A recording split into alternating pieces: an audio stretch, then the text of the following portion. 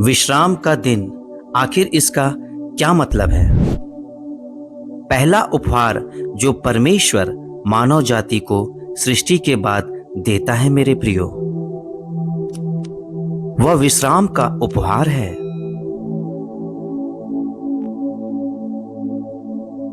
आखिर इस विश्राम दिन का क्या मतलब है, आइए हम जानते हैं। यहीं पर हमारा सामना बाइबल के एक शब्द से होता है। इब्रानी भाषा में जगह खुदी हुई है जो काम उत्पादकता, संचय या निर्णय के लिए नहीं है। यह एक अन्य इब्रानी शब्द मेनुहा से जुड़ा है, जिसका सीधा अर्थ है आराम करना। दोनों एक ही वास्तविकता से बात करते हैं। मुझे वह शब्द बहुत पसंद है। जब भी मैं शब्द सुनता हूं तो मुझे ऐसा लगता है जैसे कि चुप रहने के आह्वान के साथ यह शब्द पुकार रहा हो कि शांत हो जाओ। यह शांतता परमेश्वर के अविजित समय के लिए एक नियंत्रण है,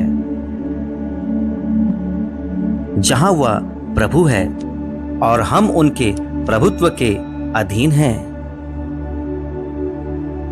विश्राम करने की आज्ञा लगभग तुरंत उत्पत्ति 1 अध्याय का 2 में बाइबल की कहानी में आती है। 6 दिनों के बाद, सृष्टि की रचना करने के बाद, परमेश्वर ने कुछ भी बनाया है उसे देखता है और उसे अच्छा कहता है और घोषणा करता है। समय को व्यवस्थित और संरचित किया है और परमेश्वर ने अपना काम जिसे वह करता था 7वें दिन समाप्त किया और उसने अपने किए हुए सारे काम से 7वें दिन विश्राम किया। और परमेश्वर ने 7वें दिन को आशीष दी और पवित्र ठहराया, क्योंकि उसमें उसने अपनी सृष्टि की रचना के सारे काम से विश्राम लिया। सृष्टि की कहानी के भीतर इस भाग के 2 घटकों पर ध्यान दे। सबसे पहले ध्यान दे कि परमेश्वर ने 7 दिन की अवधि के आसपास ही समय को व्यवस्थित और संरचित किया। परमेश्वर 7 दिन का सप्ताह बनाया है, यानी 7 दिनों की रूपरेखा परमेश्वर के दिव्य आशय उद्देश्य से भरपूर है। चर्च के पास्टर, धर्मशास्त्री कालीन गुंटन का तर्क है कि 7 दिनों का आदेश वर्तमान समय और अनंत काल के बीच एक अलग संबंध स्थापित करता है। अर्थात 7 दिन का सप्ताह परमेश्वर द्वारा अनंत काल के क्षेत्रों का अंतर बताने के लिए बनाया गया है, जिसमें परमेश्वर निवास करता है।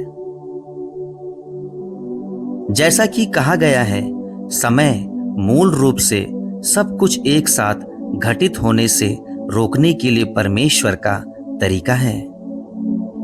यही कारण है कि यहूदी विद्वान अब्राहम हेशेल ने विश्राम दिन को अनंत काल का एक दिन के रूप में वर्णित किया है। विश्राम दिन क्षण भर के लिए हमारे सीमित वर्तमान संसार में अनंत महिमा का क्षण है मेरे प्रियो।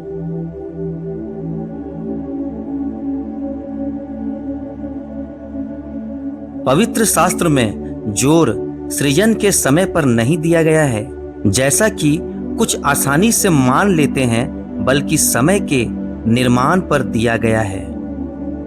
7 दिन का सप्ताह परमेश्वर की शानदार रचना है, जिसे एक कवि इब्रानी आत्मा की सबसे शानदार रचना कहता है।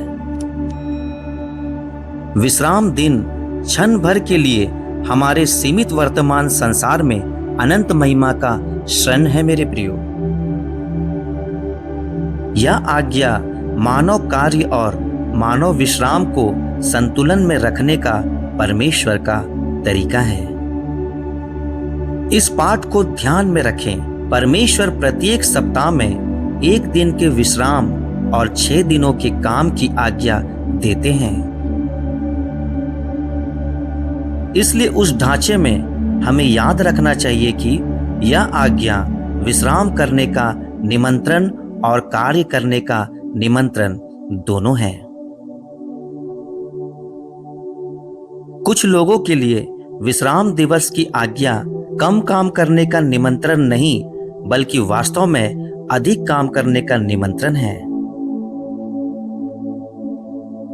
अफसोस की बात है कि कुछ पीढ़ियां अतिरिक्त काम के जुनून की ओर और अन्य आलस्य की ओर झुकी है।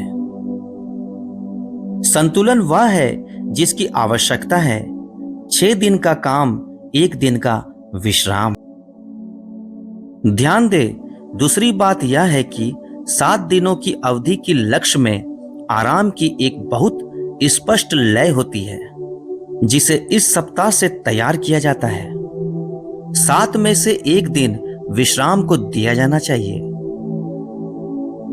विश्राम करना, आनंदित होना और परमेश्वर के साथ में रहना।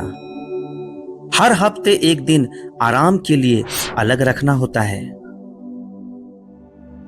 परमेश्वर के लिए इतना केंद्रीय है कि विश्राम करने के लिए नैतिक अनिवार्यता है कि यह हत्या, व्यभिचार, तलाक, झूठ, कौटुंबिक व्यभिचार, बलात्कार, ईर्ष्या और बच्चे के बलिदान के विरुद्ध आदेश से पहले पवित्र शास्त्र में स्थापित है।